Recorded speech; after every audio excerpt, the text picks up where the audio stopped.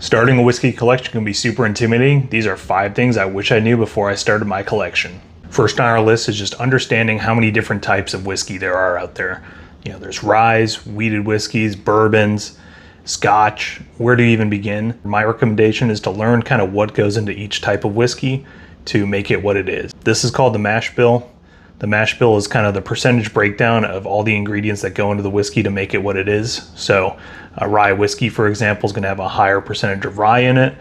Bourbon has to have at least 51% corn. Knowing this information might help you understand what kind of flavor profile to expect with each type of whiskey and bottle. Next on our list is understanding the importance of age in whiskey. If there is an age statement on the bottle, that's going to be the youngest aged whiskey in the whole blend. So this Wild Turkey 8-year, for example, the youngest whiskey in here is at least 8 years old. There could be older whiskey than that, but the youngest is 8. The reason age is so important is because more time in the barrel generally leads to more flavor.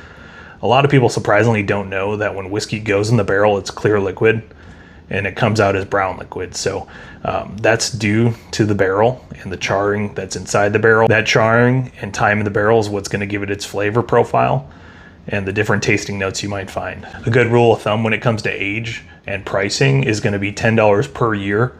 A lot of bigger blended products like this Wild Turkey or this Old Fitz, you can probably find it for cheaper than that because it's so mass produced. But when it comes to more of a single barrel product, $10 per year is a great benchmark.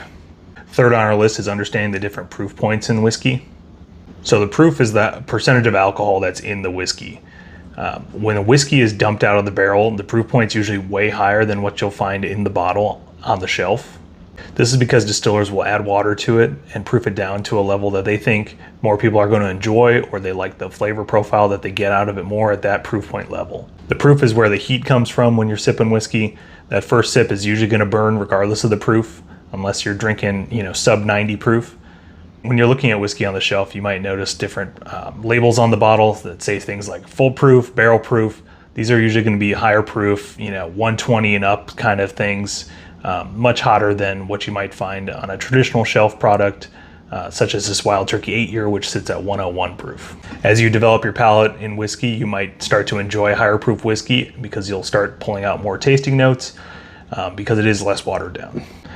Next on our list is just knowing that distillers will sometimes finish their whiskeys in a different barrel or cask to add a different flavor profile to the whiskey. So this Penelope is a great example. It was finished in a honey and then Amburana barrel just to change the flavor profile of the initial whiskey that went into it. Although you might like a product from a certain distiller, just be careful when you're grabbing, another one of their bottles. Just make sure that you read the label and know what it's finished in, because it might not align with your flavor profile that you like. But it is a way for them to add kind of a totally unique flavor experience to their product. Last on our list is just learning about the different distilleries, who actually makes their own whiskey versus who sources it. A great way to learn this is just looking at the label and seeing, if it was distilled by the distillery on the label, or if it was just bottled by that distillery on the label. Penelope is a great example. It says on the label distilled in Lawrenceburg, Indiana. That's where one of the biggest producers of whiskey is, MGP. You'll see a lot of bottles with that on their label. And then it's bottled by Penelope. This one, was finished by Penelope in another barrel. So they took the source whiskey, finished it, and made it their own. Another thing worth looking at is just learning the different distilleries and what brands they offer. For example, this Old Fitz and this Heaven Hill both come from Heaven Hill. This Sazerac Rye comes from Buffalo Trace. There's tons of different brands under the major distilleries umbrellas. So it's definitely interesting to learn that. I think one of the easiest ways to learn this is, going to the distilleries themselves and seeing what they all produce under one roof. If this video helped you out getting your whiskey journey started, definitely leave a like, leave a comment. If you're an experienced bourbon drinker, share what tips you might have for a new bourbon drinker.